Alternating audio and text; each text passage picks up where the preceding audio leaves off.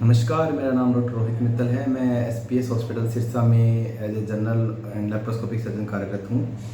आज हम जिस बीमारी के बारे में बात करने जा रहे हैं वो है वेरिकोज वेन, जिसे हम कहते हैं कि पैरों की नसें फूल जाती हैं, बढ़ जाती हैं, बाहर से दिखाई देने लगती हैं। इसके कारण पैरों में कई बार मरीज़ हमें कंप्लेन लेके आता है कि उनके पैरों में दर्द रहता है।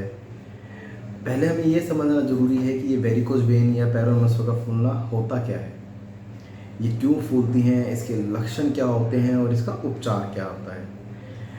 तो अमूमन पैरों की नसें बढ़ने का कारण क्या होता है, इसके बारे में हम डिस्कस करेंगे। उससे पहले मैं आपको कुछ समझाना चाहता हूँ कि पैरों में नसें किस तरह काम करती हैं। आपने सुना होगा कि आपके हार्ट के अंदर वाल्व होते हैं, वैसे ही पैरों में नसों के अंदर जो खून की नसें होती हैं, जिनको हम वेन्स कहते हैं, उनके अंदर भी वॉल्व होते हैं। ये यूनिडायरेक्शनल वॉल्व होते हैं। इसका मतलब इनमें एक ही दिशा में खून जाता है। जैसे पैरों की नसों से खून नीचे से ऊपर की तरफ जाता है, जो वॉल्व होते हैं वो इस तरह से होते हैं। जब नीचे से खून ऊपर जाता है तो खुल जाते हैं, ऊपर से खून नीचे नहीं आता है, इनकी वो वॉल्व फिर बंद हो जाती है। इसको बोलते हैं यूनिडायरेक्शन वॉल्व, एक ही डायरेक्शन में जो खुलते हैं। ऐसे नहीं है कि वो इस डायरेक्शन में खुल जाए ना, वो केवल एक ही डायरेक्शन में वॉल्व खुलते हैं, उसको बोलते हैं यूनिडायरेक्शन वॉल्व्स। तो मैं आपको थोड़ा समझाता हूँ कि ये होता क्या है। जैसे कि आप इस चित्र में देख सकते हैं अच्छे से, ये जो हमारा पैर है, पैर के अंदर जो आपको हल्के नीले रंग की जो नसें दिख रही हैं, इनको बोलते हैं सुपरफिशियल वेन्स। और जो गाढ़े नीले कलर की जो डार्क ब्लू कलर आपको दिख रहा है, इनको बोलते हैं डीप वेन्स। तो होता क्या है, जो सुपरफिशियल वेन्स होते हैं उनसे ब्लड डीप वेन में जाता है और इन डीप वेन से ब्लड होता हुआ हमारे हार्ट के पास पहुंचता है। जो सुपरफिशियल वेन से ब्लड जब डीप वेन में जाता है तो उनके बीच में भी वॉल्व्स के कनेक्शन होते हैं।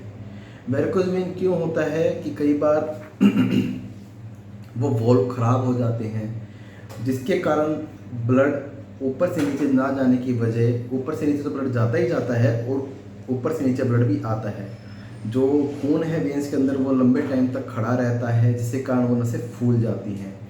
क्योंकि जो डीप वेन्स होती हैं वो हायर प्रेशर जोन होता है, मतलब उसके अंदर प्रेशर थोड़ा ज़्यादा होता है as compare to superficial vein, जो सुपरफिशियल होती है उनसे ज़्यादा होता है।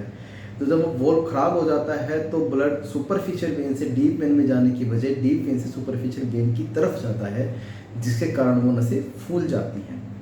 ये अमूमन किन में पाया जाता है, जो जिनका काम प्रोलॉन्ग स्टैंडिंग का होता है, जैसे बस कंडक्टर्स हो गए, टीचर्स हो गए, या फिर मजदूर वर्ग हो गया, या फिर जो जिनका काम बहुत लंबे टाइम तक खड़े रहने का है, उनके अंदर ये बीमारी ज़्यादा पाई जाती है, क्योंकि उसके अंदर प्रेशर बढ़ जाता है और वॉल्व खराब जल्दी होते हैं। ये केवल फिजियोलॉजिकली भी देखने को मिलता है। मतलब जैसे प्रेगनेंसी होती है तो प्रेग्नेंट फीमेल के अंदर जब उनका तीसरा थर्ड ट्राइमेस्टर जब चलता है, जब 7वां 8वां 9वां महीना जब चल रहा होता है, तो पेट इतना बढ़ जाता है बच्चे के कारण कि जो मोटी नसें होती है, अंदर वाली नसों पे प्रेशर बढ़ता है, जिसके कारण सुपरफिशियल नसें हैं वो फूल जाती है। पर ये फिजियोलॉजिकल होता है, जैसे बच्चे की डिलीवरी होती है ये अपने आप ठीक हो जाता है। पर जब ये पैथोलॉजिकल होता है, जब वेन्स फूल जाती हैं, तो ये अपने आप ठीक नहीं होता, इसको उपचार की आवश्यकता होती है। इसका हमें पता कैसे लगता है, मरीज हमारे पास मेन कंप्लेन लेके आता है कि उसकी नसें पैर की नसें फूल गई हैं। और कई बार मरीज को जब दिन ढलता है, शाम के वक्त पैरों में दर्द होना स्टार्ट हो जाता है, या फिर ये मरीज अपनी इस लक्षण को इग्नोर करता है, तो कई बार जो पैर के अंदरूनी हिस्से की तरफ एक घाव भी बन सकता है, जिसे हम वेरिकोज अल्सर कहते हैं। इसका हम जब मरीज हमारे पास ये लक्षण लेके आता है तो हमें इसको इन्वेस्टिगेट करना होता है, कि जांच करनी होती है। इसकी जांच हम करते हैं डॉपलर स्टडी से, जिसे हम वीनस कलर डॉपलर कहते हैं। बेसिकली ये हमें 3 या 4 चीज़ें बताता है। पहली चीज़ ये हमें बताता है कि कौन सी नस इन्वॉल्व है। पैर के अंदर 2 मेन नसें होते हैं, सुपरफिशियल नसें जिनको बोलते हैं। पहली होती है ग्रेट सेफनस वेन, दूसरी होती है शॉर्ट सेफनस वेन।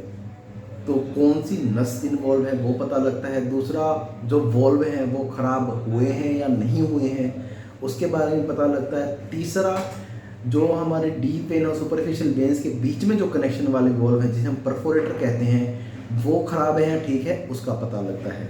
और चौथा जो सबसे इम्पोर्टेंट पॉइंट है, जो हमारी डीप वेन्स है, जो अंदर वाली नसें हैं, वो ठीक है या नहीं। क्योंकि उनके अंदर कोई भी खराबी होगी तो हम सुपरफिशियल वेंस का कुछ इलाज नहीं कर सकते। तो हमें सबसे पहले ये पता लगाना ज़रूरी होता है कि जो हमारी डीप वेंस है वो बिल्कुल ठीक है, उसमें कोई रुकावट नहीं है, उसमें कोई थ्रम्बस नहीं है, तभी हम इस सुपरफिशियल वेन का इलाज कर सकते हैं। जब मरीज़ हमारे पास ये कंप्लेन लेके आता है तो इनकी ग्रेडिंग होती है कि ये नहीं है कि एकदम से वेन फूल गई, फट गई और अल्सर बन गया, ऐसा कभी नहीं होता है। पहले वेन का साइज़ होता है लेस देन 1 mm, जिसे हम रेटिकुलर वेन्स कहते हैं।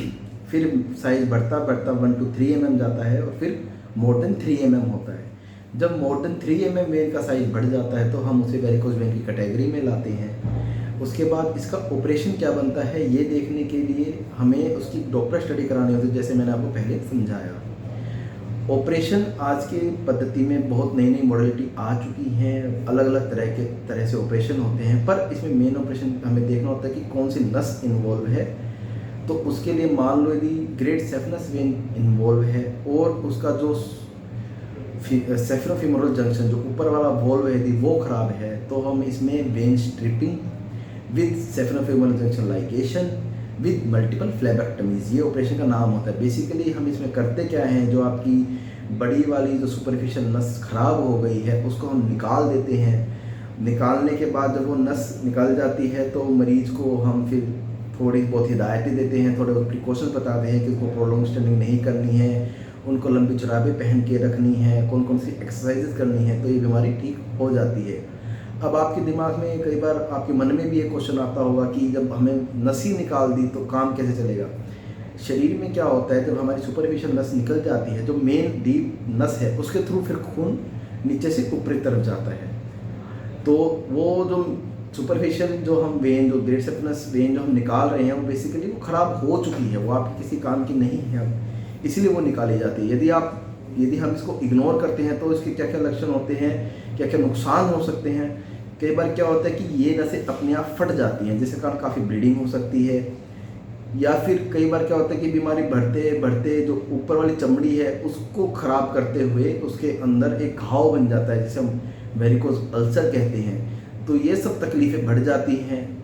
तो मेरी आपको सलाह यही रहेगी, जब भी आपकी पैरों में से फूलती हैं, आपके कोई भी पैरों में दर्द होता है, आपको पैरों में से फूलें दिखाई देती हैं, आपके पैर पे अल्सर है, घाव है, तो तुरंत अपने नज़दीकी डॉक्टर के पास जाएं या फिर आप हमसे संपर्क कर सकते हैं। हम आपका इस समस्या का निदान अपनी अधिकतम एबिलिटी से आपका करेंगे। हाँ, बात रहेगी न्यूअर मॉडलिटीज़ की। इसमें नई आजकल चीज़ें भी आ गई हैं जिसे हम रेडियो फ्रीक्वेंसी एब्लेशन भी कहते हैं, RFA भी कहते हैं। इसमें बेसिकली नस को निकाला नहीं जाता, नस को अंदर से जला दिया जाता है लेज़र की सहायता से। ये नई चीज़ें हैं, इसके भी अपने फ़ायदे हैं। इसमें मरीज़ को चीरा नहीं देना पड़ता और मरीज़ की जल्दी छुट्टी हो जाती है। तो जब भी आपको ऐसी कोई समस्या हो, पैरों की नसें फूलती हों, तो आप शीघ्र अतिशीघ्र हमसे संपर्क करें और हमारी सेवाओं का लाभ उठाएं। धन्यवाद।